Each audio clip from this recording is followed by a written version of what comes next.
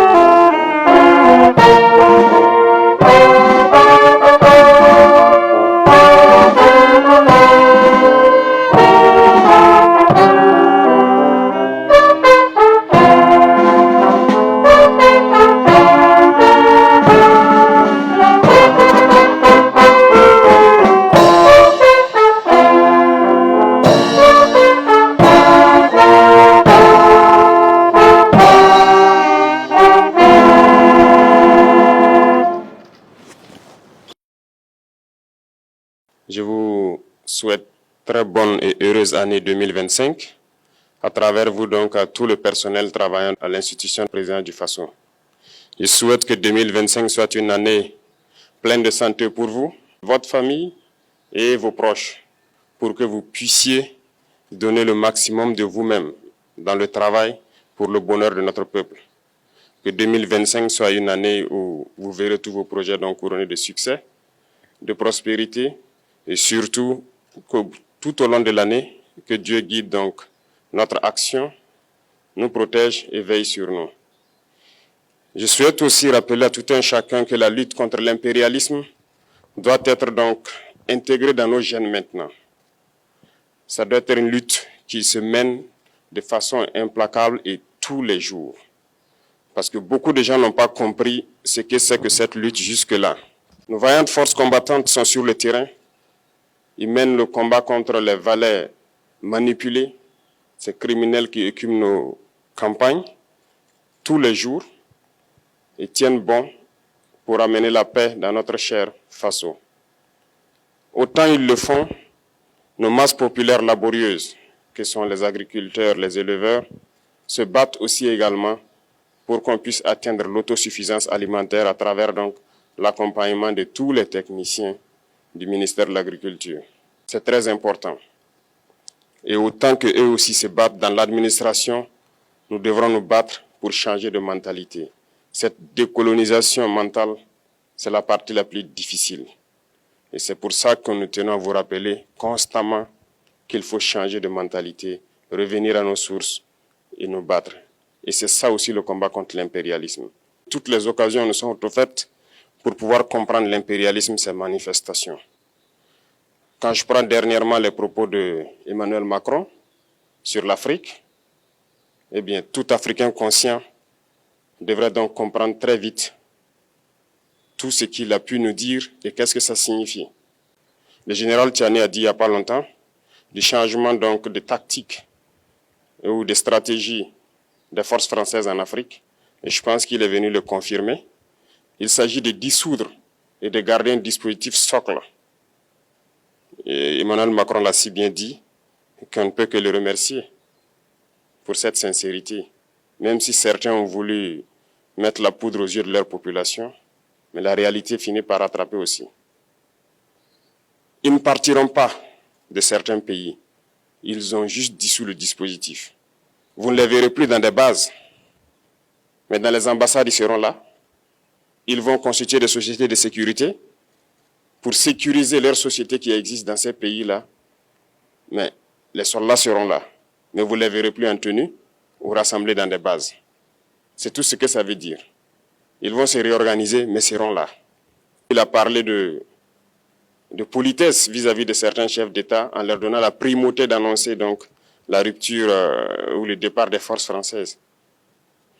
Ça nous importe peu, on peut dire, mais tout ce que nous savons, c'est que si vous voulez une rupture avec ces forces impérialistes, C'est simple, on dénonce les accords. Tout commence par là-bas. Et je pense que l'exemple du Tchad, en tout cas, est palpable. Ils ont commencé par dénoncer les accords.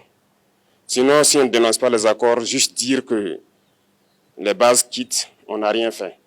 Parce que le problème se trouve dans les accords coloniaux de défense qui ont été signés depuis l'indépendance. Le plus dangereux n'est pas ceux-là que vous voyez dans les bases. Le plus dangereux, ce sont les conseillers militaires. Les conseillers militaires existent dans tous ces pays. Ils ont existé au Burkina aussi jusqu'en fin 2022, jusqu'à ce que nous prenions nos responsabilités. Et qui sont ces conseillers militaires? C'est ceux-là qui sont censés mettre en pratique la politique de la France ici. Ils doivent travailler à rendre nos armées très faibles pour que la France puisse toujours avoir l'argument d'exister ici. Sous Blaise Compaoré, ils avaient réussi. Nos sentinelles prenaient donc la garde avec des bâtons. C'est ça que la France veut de nos armées. Lorsque nous arrivons à cette étape, nous n'avons pas le choix que de vouloir qu'ils viennent s'installer. Mais l'armée burkinabé a réussi à un moment donné à se débarrasser des conseillers militaires. Malheureusement, je pense qu'en 2019, après l'opération au Tapuanou, où ces Français ont vu que l'armée burkinabé avait encore une capacité de réagir au terrorisme, ils ont appelé le chef d'état-major en France, ils l'ont instruit de reprendre les conseillers militaires dans toute la structure. Eh bien, il n'a pas accepté, mais au retour au pays, les politiques l'ont instruit d'accepter les conseillers militaires. Et c'est là que les conseillers militaires sont revenus dans l'armée burkinabé en 2019. Avec toutes les conséquences qu'on connaît, l'armée était en train de disparaître dans les années 2020-2021. Et d'ailleurs, c'est le moment où beaucoup de militaires ont dû déserter parce qu'il n'y avait plus d'espoir. On était en train de s'effondrer. Voilà un peu comment ils travaillent. À l'état-major général des armées, dans tous les états-majors d'armée, dans les écoles, c'est eux qui sont censés nous dicter la politique de notre armée. C'est eux qui nous disent combien recruter, quand recruter et qu'est-ce qu'il faut en faire. Ils sont dans les écoles pour nous dire comment il faut les former et ainsi de suite. Tant que ces conseillers militaires sont là, vous n'êtes pas indépendant. Votre armée aura juste l'apparence d'une armée qui sera là en train de faire des parades, du cirque. Mais lorsqu'il viendra la guerre, vous vous rendrez compte que la parade, c'est une chose, mais la guerre, c'est une autre chose. Il faut rompre les accords. C'est la seule façon d'avoir une armée indépendante et se construire, être fort. Mais beaucoup de gens ne le comprennent pas peut-être. Et même avec ces accords, la France choisit dans nos États des élèves officiers pour aller les former. C'est à travers ces mêmes accords. Mais en réalité, ces officiers qui partent se former pour la plupart, pour la France, ils viennent pour servir l'État français dans leur pays. Ils ne viennent pas pour servir nos pays. Ils les forment pour qu'ils viennent servir les intérêts de l'État français. J'en veux pour preuve. Lorsque nous nous sommes révoltés, beaucoup d'officiers au Burkina qui ont été formés en France ont été immédiatement contactés pour leur dire que c'est le moment de se mettre en action parce que vous avez été formés pour ça, pour servir les intérêts de la France. La plupart de ces officiers nous ont rendu compte, nous avons pris acte et nous continuons de suivre. Lorsque un officier formé en France arrive dans son pays et par malheur meurt soit par accident ou bien sur le champ de bataille, en France, il y a une nuit d'hommage aux morts dans l'armée, comme partout ailleurs. À la nuit d'hommage aux morts, on cite le nom de l'officier en question et on dit « mort pour la France ». Il ne le forme pas pour servir son pays, il le forme pour servir leur État. Et dans beaucoup d'États africains, il y en a plein de ces officiers. Combien sont patriotes, Dieu le sait. C'est une leçon que Emmanuel Macron a donnée encore au chef d'État africain, de se rattraper et de pouvoir vraiment mener cette lutte contre l'impérialisme. Mais en plus de ça, il a aussi insulté tous les Africains dans ses propos. Il y a une partie qui a retenu mon attention, là où il parlait d'ingratitude. Et que l'ingratitude est une maladie non transmissible aux humains. Lui, il est humain, notre ingratitude n'est pas transmissible à lui. Voilà comment ce monsieur voit l'Afrique, voit les Africains. Nous ne sommes pas des humains à ses yeux.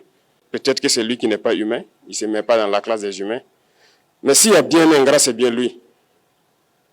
Je pense que s'il n'est pas athée et qu'il prie, À chaque matin qu'il se réveille et qu'il prie, il devrait aussi prier les Africains. Parce que c'est grâce à nos ancêtres qu'il existe aujourd'hui une France. Il devra nous prier. À ses yeux, nous ne devons pas être des humains, nous sommes plus que des humains. Ce sont des messages très forts qu'il passe. Moi, je pleure le peuple français. Mais quand même, il est bien pour l'Afrique. Il est un mal nécessaire pour nous. Ceux qui veulent se réveiller, se réveillent. Ceux qui ne veulent pas se réveiller, comme on le dit, on ne peut pas réveiller quelqu'un qui ne dort pas. Les Africains doivent se réveiller. Nous devons travailler à être indépendants, à faire au moins ce que nos peuples connaissent le bonheur. Et la lutte contre l'impérialisme, c'est ça.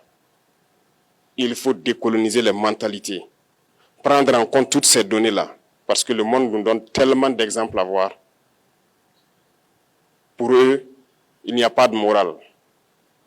Ils peuvent vous désigner aujourd'hui terroriste, mais demain, vous êtes un héros, par leur simple bouche. Ils décident de ce qu'ils font. Ils parlent de démocratie, mais ils se font eux-mêmes des coups d'État constitutionnels entre eux. Ils parlent des droits de l'homme, mais ils déciment des populations ailleurs. L'Africain doit se réveiller, l'Afrique doit se réveiller. Et le combat contre l'impérialisme est permanent. Et je vous invite à incorporer ce combat, à travailler en sorte que nous soyons réellement indépendants, que nous soyons autosuffisants et que nous puissions nous développer, connaître le bonheur, ce à quoi notre peuple aspire. Merci, je vous souhaite une très bonne journée, une très bonne semaine et une très bonne année. Et que, à la fin de cette année 2025, en faisant la rétrospective, nous devrons nous dire que nous avons apporté un grand plus à notre nation. Merci beaucoup à tous, que Dieu vous bénisse et que Dieu protège notre chère patrie. La patrie ou la mort, nous vaincrons.